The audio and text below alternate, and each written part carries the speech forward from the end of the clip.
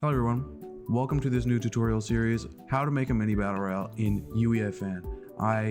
Made this series because of my first tutorial. It was very successful and it was just a mini BR tutorial for 1.0, so I think that it's about time to update it. It's been 4 years. So let's get started. Obviously, first thing you want to do is download UEFN Unreal Editor for Fortnite. It only is on PC, you can't do it on console. So make sure you have that downloaded and then go ahead and open it. One thing you're definitely going to get used to if you're going to be doing a lot of work in UEFN is long wait times. This is the bane of my existence, okay? Opening it, doing anything pretty much, if you have a large project at least, takes forever. So just be prepared for that. All right, so when the editor finally opens, you just want to go to this blank one, or I mean, if you wanted to, you could go to these pre-made islands and choose any one of these, but me, I always go with the blank. You can name it whatever you want for your battle royale, but I'm just going to name it tutorial. Here, make sure you have a proper folder selected for where you want your projects to go to, and then just hit create. When your project loads, this is all you'll have, and this all might be, if you're new to the editor, this might all look a little bit confusing, but we're gonna go over this in the first episode and, you know, walk through the editor and show you how to do things. So the first thing you usually want to do is delete these 4 grid planes and these 2 spawn pads, because you won't really need them yet. And now that we've done that, we can walk through the editor just real quick. Over here is the outliner. This is basically just a list of everything that's in your game at the moment, and so obviously right now there's very minimal things because I just deleted what was there. This details panel is when, you know, whatever you have selected. I can't even select anything, but whatever you have selected, it's gonna show the info there. World settings is, as the name suggests, it's just the settings of the world. You know, you can change the daylight cycle from chapter 5 and chapter 4. They add new things in here sometimes, like it wasn't, the chapter 5 one obviously wasn't always there. So what you're going to want to do is go to landscape mode. So you can use shift 2, or you can just go up in this corner and hit landscape, and you're going to see this big green plane come out of nowhere. This is showing you where the terrain is going to generate. So depending on the size of what you want your map to be like, you can press fill world, or you can just scale this, but I usually just press fill world, and that's like the biggest the landscape can be, because going any bigger than that, it gives you an error and it doesn't work properly. Here you can change it from any like landscape materials, and if you have your own custom one, you can use that here too. I haven't imported my custom landscape, so we're just going to keep it on the chapter 2 one, and then you just hit create. All right, so now that your landscape's loaded, you can go back to selection mode by, you know, going back up here, or you can do shift +1, and now you'll see that the entire world is filled with the landscape. And if you're wondering how I hid these, you can press G to switch between game and like your view mode. So your view mode will show things that won't always be visible to the player during the game. So the next thing you want to do, you can open your content drawer. You can do that with Control and plus, or you can come down here and click. Go to Fortnite and search for ocean.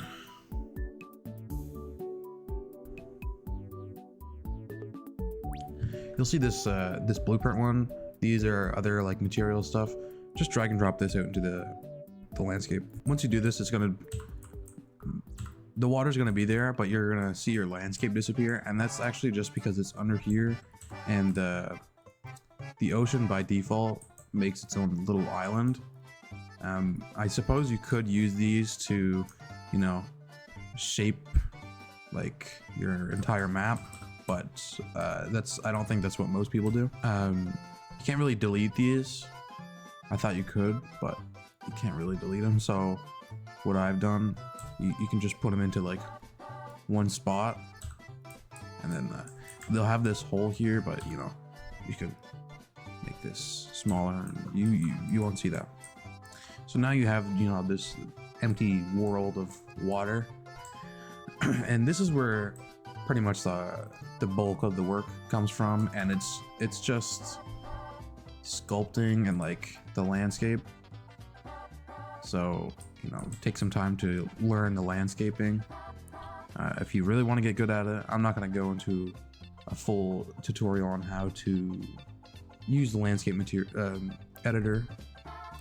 Now you would want to like bring the landscape and use the tools to shape your actual island. I'm not going to go into a full tutorial on how to use the tool, or, you know, make a full battle royale island right now, but what you can do for good practice, and, you know, if you're making a BR that has builds, go into the folders and find literally and just any floor, and you can drag and drop this out and move it up above the water a little bit, and you'll see where the Fortnite snap is, so where players can build. Also, you know, if you're seeing these waves, you can turn this down, not that setting. This one here, the amplitude, you can make that 0, and it just makes the ocean like completely calm, rather than, you know, these crazy waves, which I don't think you want. So now you would first get the up coordinate, or the previous Z coordinate of the floor, so you can know, you know, you use the flatten tool, and you paste that in here for the flatten target, and then it'll align with this floor, and you'll be able to, oh, first, okay, I'm all out of sorts here. You need to make sure that this ocean doesn't affect landscape, or you're not going to be able to edit things, and then you're going to see it disappear, but you can like bring it back up, and this is here because I literally just did that. So now you know how to find the level of where you want your build height, or your island height to be, and then you can just go ahead and delete the floor if you want. So now you know, you can kind of see that this is taking shape here. You can go ahead and using the Fortnite ones, the paint layers, you can press this to autofill target layer assets. Click that and unassign layers only. Basically what this does is it gives all the layers like their own info to store what's painted and what's not. Otherwise they don't work, so it won't show up. So you need to do that, or else your paints will not work. And, you know, the same thing for if you're making your own custom landscape, it's the same way. Your layers are going to look different, obviously, but if you have your own custom one, you have some base knowledge on that anyway. So now what you might want to do, you know, you can paint all the sand here like a beach. Make sure it comes up over the water. You'll get this little beach. And you can even, if you want to, you know, paint the rest of the landscape, if you have a little island here like I do, you can just use this entire landscape components and just paint entire sections like that. It's so much better than just dragging your tool across this big space and trying to paint it all of sand. So I'm not going to go and spend the time to paint all the rest of the grass, but you get the idea. So basically that is what you do to make the landscape. There's other things you need to do to make a BR, like the mechanics and the POI design and stuff like that. So what I'm going to do is hop into Odyssey Battle Royale. I'm going to show you what I have done there. All right, so here we are in Odyssey. Now this isn't available to play right now. I'm working on season 2, which is mostly, you know, updates to over there and around here. So I'm not going to go into that, but I'm just going to show you how I do my mechanics for Battle Royale. So right here is how I do the loot pool. And now I'm sure, you know, you could easily just do this in verse, but this is the way I set it up first, and I didn't know how to do verse back then. So first you're going to need a tracker. This tracker is going to see what chests you open And when you open a chest, it's going to send a signal to this random number generator. As you can imagine, this random number generator is going to decide what you get. I have a trigger for each weapon. That's why there's 5. So this one is AR, shotgun, SMG. This is explosives, and this is heavy ammo weapons.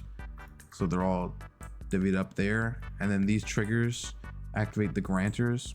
I put in the twin mag SMG, and you want to put it in to replicate the RNG of getting certain guns. You'll put the legendary versions only there once, put the epic ones twice, and so on and so forth. And you just do that for every one you have. So duplicate them if they're common 5 times, because then it'll grant at random on this generator,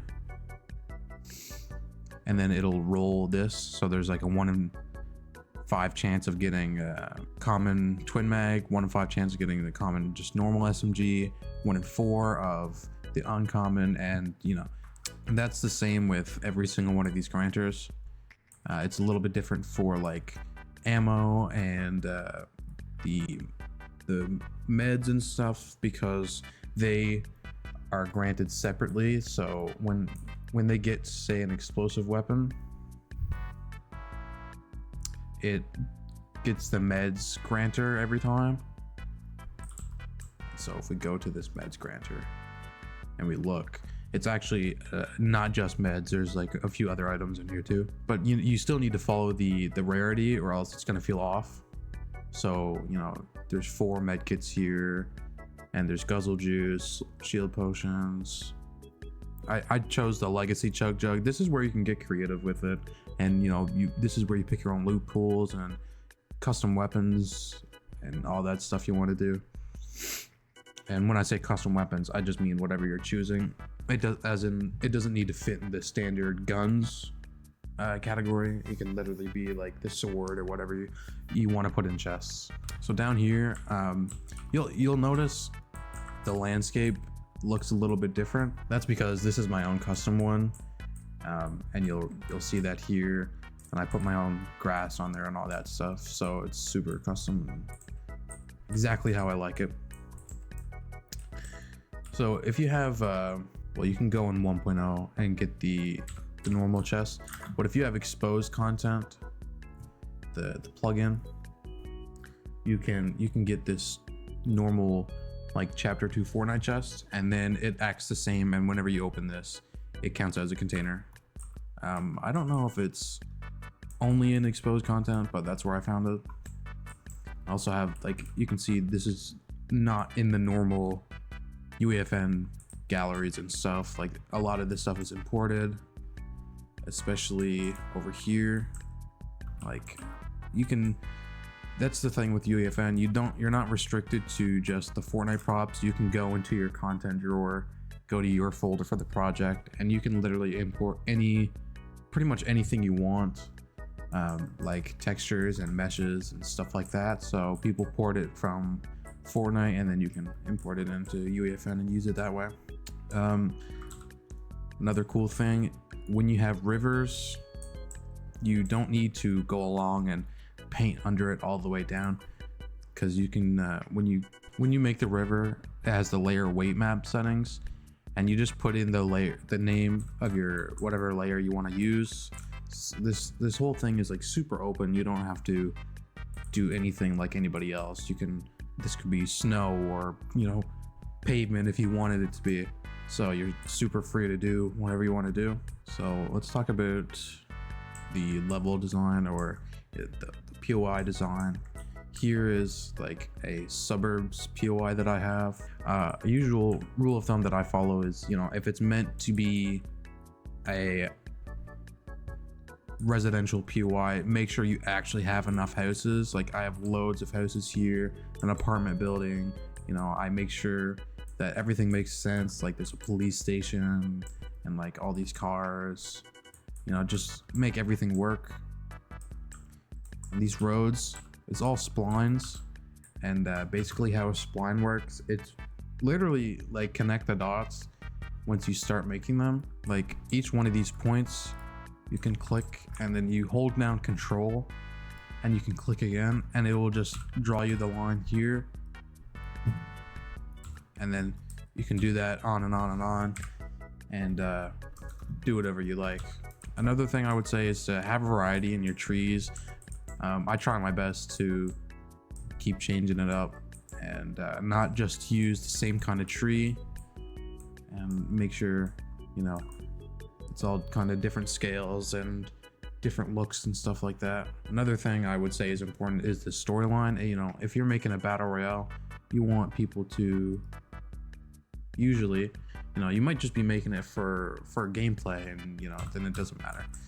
So, but if you care about that kind of thing, make sure, you know, you have an idea of where it's going.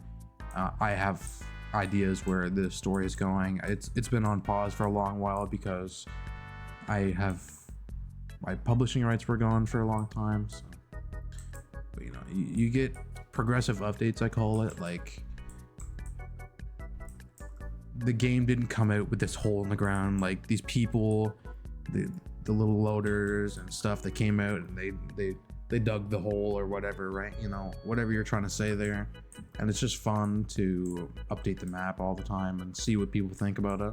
This POI, when it first came out, was super different, and now the faction that I have in Odyssey came in, and they're making it super grungy and like not very great for the normal people.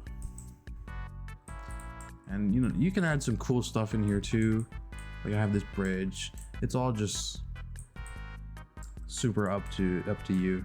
Something that I do that people are usually surprised about to find out is that I make all of my buildings inside the editor. I don't open a session and go in and place all the walls down. I do everything inside the editor because I hate going into a session. It takes forever and I just don't like doing it. So that's something you can do as well. I like it, but that's up to you. Make sure, you know, if your map is super elevated, you have ways to get up there, like zero build, or if it's zero build, put some zip lines. Mine isn't zero build, but I wanted zip lines there anyway. Just have some cool defining features to your horizon. Like, if you look at the map far away, you can tell it's not all just the same. All right, so I think I covered everything to, you know, get you started on making your own mini battle royale on UEFN. If there's anything that you want me to go over, or something that I maybe missed, just let me know in the comments. I'll make more videos for this series. But anyway, that's it for this video. Hope you guys enjoyed, and I'll see you later.